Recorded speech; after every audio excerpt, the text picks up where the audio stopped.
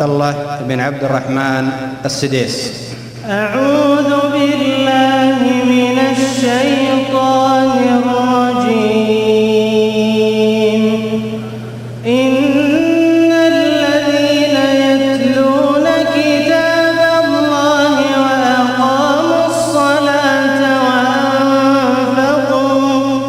وأنفقوا مما رزقناهم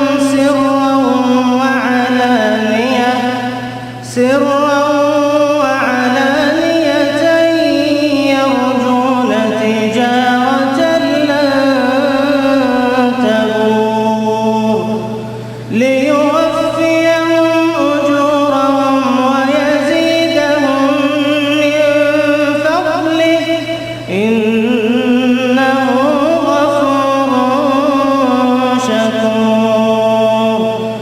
والذي أوحينا إليك من الكتاب هو الحق مصدقا لما بين يديه إن الله بعباده لخبير بصير. ثم أورثنا الكتاب